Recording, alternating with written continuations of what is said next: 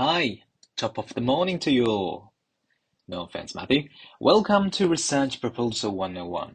I'm your lecturer today, Pete Wan, King of the Handsome, Lord of the Witty, Protector of Plagiarism, Conqueror of Sociology, Breaker of Into Queen's Chains. Now you may rise. Let's firstly define research proposal. It is designed to establish the relevance and value of the proposal research. Okay, that's a bit of jabbering. Note that I think you're not clever enough to understand, apparently. Simply, a research proposal is something you do before your research, generally for doctorate. It's a structured, formal document that explains three things. Number one, what you plan to research. That is to say, your research topic. Number two, why it's worth researching, which means your justification. Or for stupid people, reasons. Number three, how you plan to conduct, namely your practical methods.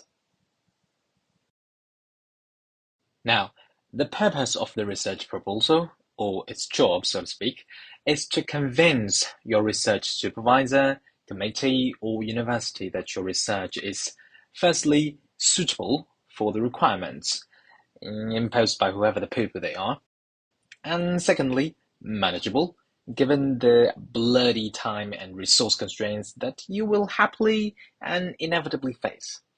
If it helps, consider the proposal as a pitch, like what we did in our previous wonderful class with our lovely teacher, Matthew, or the future Dr. Deegan. In the pitch, by giving a brief overview of what you would like to study and demonstrating how and why you have chosen to do this particular research, you try to sell your idea to those powerful and arrogant people who get to decide your future, whether as a respectable doctor or, just a piece of rubbish. Okay, moving on. Normally, what we need to include in a research proposal is a freakingly awful lot of things. As follows, enjoy. A working title.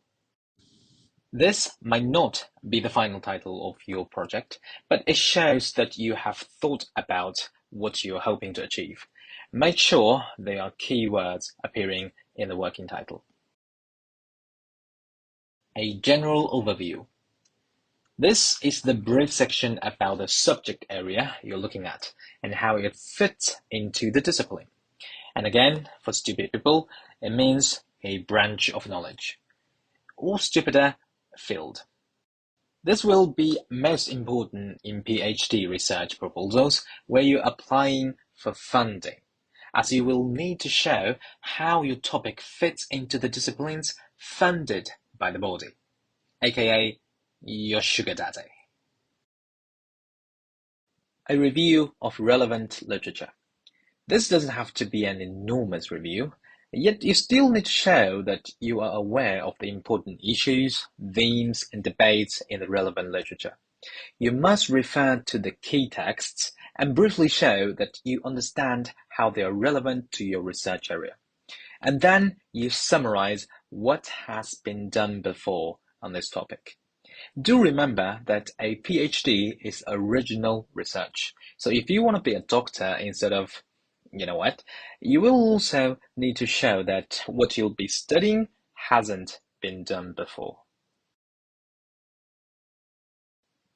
Key research questions, meaning aims and objectives of the research. What are the questions you'll be looking to answer? What are you hoping to find out? If undertaking original research, your hypothesis can be explained in this session. Nevertheless, be careful not to include an unachievable number of goals or be overambitious. You don't want to be described as a cocky bastard who talks the talk but doesn't walk the walk. Ambition is a good thing, but you must be able to actually carry out things you have described. Methodology. Okay, thanks to our lovely teacher Matthew. Now, every time I see this word, I start to think about those two cores and their features, pros and cons. I just love them. Now, you have to explain to your sugar daddies, of course, how you are planning to do this research, what methods you will use, whether you're looking for qualitative or quantitative data, or both, which means mixed methods, whether you will be carrying out laboratory experiments or questionnaires, what options are open to you, or what different methods you could use, and why you have chosen the ones you have. Easy peasy, simply as that. Expected results. Obviously, you can't say what the results will be because you haven't done the research yet. You want to try your best to avoid, as we mentioned earlier, being a cocky bastard. You can, however, explain what kinds of results you hope to achieve, such as a greater understanding of the way something works, a new method of doing something, and so on. Think about how your research will affect or impact the subject area. Timescale. To include a timescale shows that you understand the need to plan your research carefully and have thought about how long the different tasks might take you. It doesn't need to be very detailed, and it may of course change later, but it's essential that you show you've thought about whether your project is achievable in the time available. It's the attitude that counts here. As if when in a relationship, your girlfriend frequently asks you if you'd be willing to do this for her or do that for her. She just enjoys you showing your attitude and loyalty like a pathetic puppy wagging tail. Normally, she doesn't really want those she asked. However, even sadder, sometimes she does. References. Lastly, and as always, include a list of key texts you've referred to show that you are dedicated, competent, professional, and ready to dig their gold.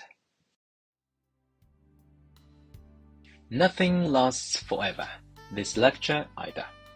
To quote Dr. Seuss, don't cry because it's over, smile because it happened. I'm guessing and sincerely hoping that there won't be a Research Proposal 102 lecture, so see you never.